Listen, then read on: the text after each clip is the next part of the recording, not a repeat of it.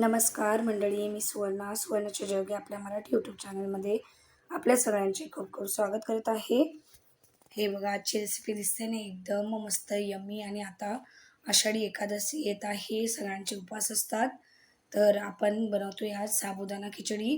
तीही एकदम टेस्टी आणि चवदार, आणि सगळ्यात म्हणजे आपण याला एकदम साध्या सोप्या पद्धतीने बनवत आहोत. तर चला रेसिपीला सुरुवात करूया. तर बघा, सुरुवातीला मी कढई घेतलेली आहे, त्यामध्ये 2 ते 3 चमचे तेल घातलेलं आहे. आणि यामध्ये काय करायचं ना, शेंगदाणे आपल्याला व्यवस्थित भाजून घ्यायचे आहेत. आणि अशा प्रकारे तुम्ही एकदा खिचडी नक्कीच बनवून बघा. तर उपास नसेल तरी तुमची खायची इच्छा होईल, एवढी मस्त लागते.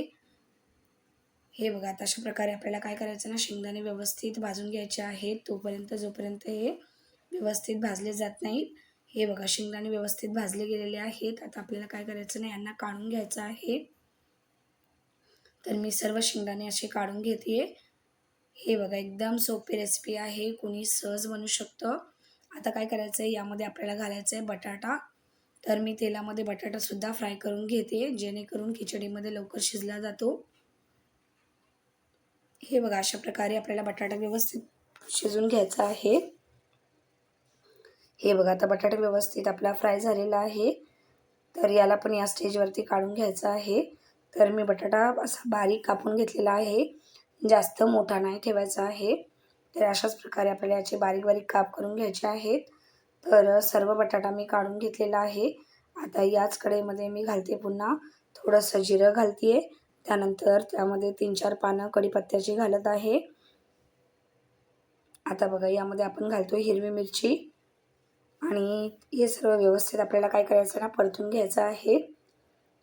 आणि तुम्ही यामधले कोणतेही पदार्थ जर उपासाला खात नसतील तर स्किप करू शकता. आता बघा, याला व्यवस्थित परतून घेतलेलं आहे. तर आता आपल्याला काय करायचं आहे ना, शेंगदाणे मी सुरुवातीला थोडेसे बारीक करून ठेवले होते, तर त्यांचा असा कूट करून घालायचा आहे. जर आपण असे बारीक करून शेंगदाणे घातले ना, तर काय होतं की शेंगदाण्यांची चव खिचडीमध्ये उतरते आणि मग खिचडीची चव मात्र एकदम भन्नाट लागते. हे बघा, आता व्यवस्थित मी सर्व परतून घेतलेलं आहे. या स्टेजवरती ना मी घालते यामध्ये साबुदाणा. तर साबुदाणा मी 6 ते 7 तास व्यवस्थित स्वच्छ धुवून भिजवून घेतला होता. आणि बघा, किती एकदम मोकळा मोकळा व्यवस्थित झालेला आहे, जरासुद्धा चिकट नाही आहे आणि एकदम मस्त भिजलेला आहे. तर यामध्ये घालून व्यवस्थित आपल्याला काय करायचं आहे, मिक्स करून घ्यायचं आहे मिश्रण. हे बघा, अशा प्रकारे आता काय करायचं, याला 1 ना 2-3 मिनटं आपल्याला परतून घ्यायचं आहे. असंच फ्लेम एकदम आपल्याला स्लो ठेवायचा आहे, हाय फ्लेमवरती नाही खिचडी बनवायची. हे बघा, अशा प्रकारे आता काय करायचं आहे, यामध्ये आपण जे फ्राय करून शेंगदाणे ठेवले होते ते यामध्ये घालून घ्यायचे आहेत. आणि बटाटासुद्धा यामध्ये घालून घ्यायचा आहे. तर मी बटाटा फ्राय केलेला यामध्ये घालून घेतला आहे आणि शेंगदाणेसुद्धा घालून घेतलेले आहेत. आणि पुन्हा एकदा सगळं काय करायचं आहे, मिक्स करून घ्यायचं आहे. जास्त आपल्याला कोणत्याही साहित्यांची गरज नाही आहे, आणि जे तुम्ही कोणतेही साहित्य यामधले खात नसतील तर तुम्ही स्किप करू शकता. तर बघा, आता यामध्ये मी घालते उपासाचे मीठ म्हणजे सेंधा नमक. यामध्ये घातलेलं आहे चवीनुसार, आणि थोडीशी कोथिंबीर घालते आहे. आणि हे सगळं मिक्स करायचं आहे आपल्याला. हे बघा, अशा प्रकारे तर सर्व व्यवस्थित मी मिक्स करून घेतलेलं आहे.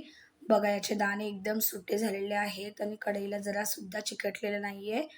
तर आपल्याला काय करायचं आहे, याला आता थोडंसं झाकण ठेवून याला 1-2 मिनटं वाफवून द्यायचं आहे. त्याच्या जास्त शिजवायची गरज नाही आहे. फक्त तेवढंच शिजवायचं आहे जोपर्यंत की साबुदाणे व्यवस्थित ट्रान्सपरंट होतील. बघा, आता साबुदाणे व्यवस्थित ट्रान्सपरंट झालेले आहेत आणि खिचडी एकदम मस्त शिजलेली आहे. हे बघा, दिसते ना एकदम मस्त. तर ज्याचा उपास नसेल तो सुद्धा आवडीने मागून खाईल, एवढी मस्त होते ही खिचडी. तर बघा, आता आपण प्लेटिंग करून घेऊयात. तर त्यासाठी बघा, मी प्लेटमध्ये काढून घेते अशा प्रकारे. हे बघा, दिसते ना एकदम मस्त, यम्मी, डिलिशियस आणि टेस्टी. आणि जर तुम्हाला माझ्या रेसिपीज आवडत असतील तर प्लीज लाईक करा, शेअर करा, कमेंट करा, सबस्क्राईब करा माझ्या चॅनलला अशाच सोप्या रेसिपी बघण्यासाठी. आणि वेळात वेळ काढून व्हिडिओ बघितल्याबद्दल तुमचे मनापासून खूप खूप धन्यवाद. हे बघा एकदम मऊ लुसलुशीत खिचडी आपली तयार आहे.